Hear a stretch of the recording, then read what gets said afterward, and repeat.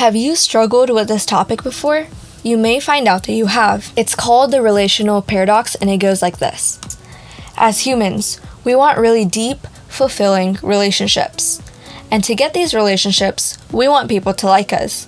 But we worry that people won't like us for who we are. We worry that we're unlovable or that there are things about us that people will find unacceptable. So this ultimately causes us to hide.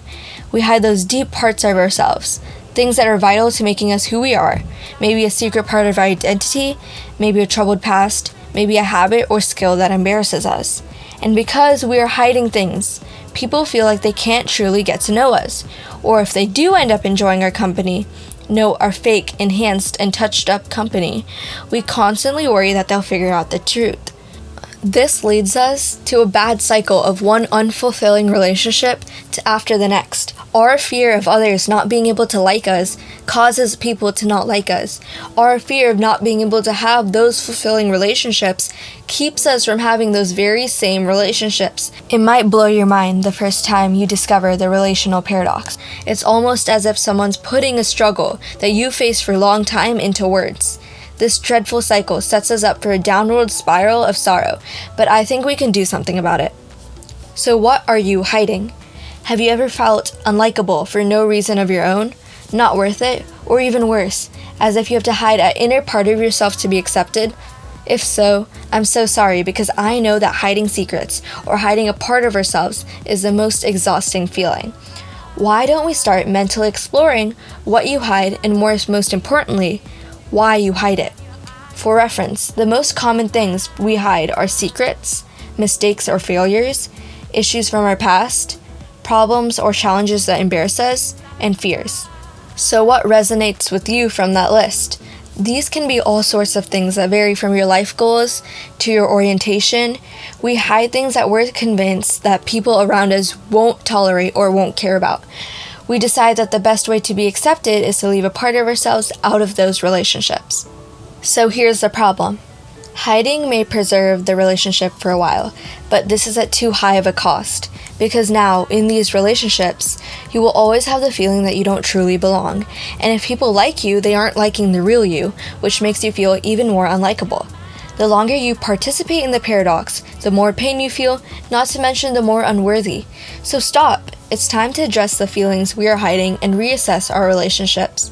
The goal is for you to be your true self with the people in your life. So let's begin the process. Who makes you feel the need to hide? Most of us hide more around certain people. So start thinking about the types of people who intensify your relational paradox. Someone who judges you, someone who makes you feel unsafe. Or more frequently, it's someone who's a big question mark. A question mark means that you really have no idea how this person would react to your true self. They might accept you, they might reject you, but you have no idea because you haven't given them a chance. Think about the people in your life and answer the following yes or no questions about them. Do I trust this person with my feelings? Can I count on this person? Does this person treat me with respect? Do I feel safe disagreeing with this person? When I am with this person, do I feel a sense of belonging? Do we treat each other as equals despite our differences? In this relationship, I feel more energetic. If you answered yes to most of these questions, you might want to try opening up slowly. And if you answered no, they might not be someone you want in your life at all. Remember, you deserve to be around people who accept you for who you are, all of who you are. Opening up. If you feel brave enough to announce your true self, go for it. This takes great courage, and I'm proud of you. But if you want to take it a little bit more slowly, here's how you can do it. Think of people in your life with whom you really want to stop the relational paradox with. The people you think might be amazing supporters and will accept you. First, set aside some individualized time with them because it's easier to be yourself in a more personal setting. Next, make it clear that you want to get closer to them. The best way to be more vulnerable is to give the other person the ultimate compliment, telling them you care enough about them to want to get closer.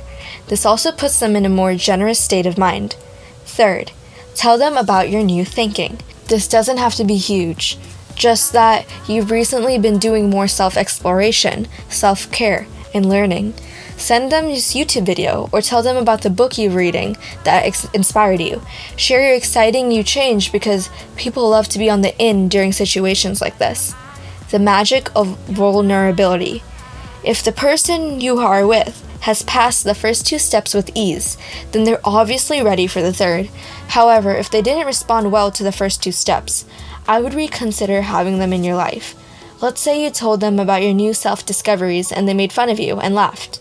They may not be a safe person. On the flip side, if they're excited for you and ask lots of questions, give them a chance to be vulnerable with you. The only way to fight the relationship paradox or the relational paradox is to create and maintain mutual growth fostering relationships. This is when both parties feel like they matter and everyone involved experience the 5 good things. A desire to move deeper into the relationship because of how good relational experiences feel. A sense of zest or energy in the relationship as opposed to it being draining or toxic. Increased knowledge of oneself and the other person in the relationship. A desire to take action, both in the growth fostering relationship and out of it. And an overall increased sense of worth. So as you begin sharing more of yourself, reflect if these 5 good things are happening for the both of you. If not, slow down and take it one experience at a time. Remember that just 1 or 2 of these relationships make you rich in love, and they're completely worth the effort. I hope this video helps you explore the science of the relational paradox and helps get you closer to being your true self with more people. Thank you for watching this video and consider subscribing to the Success Bistro for more videos like this.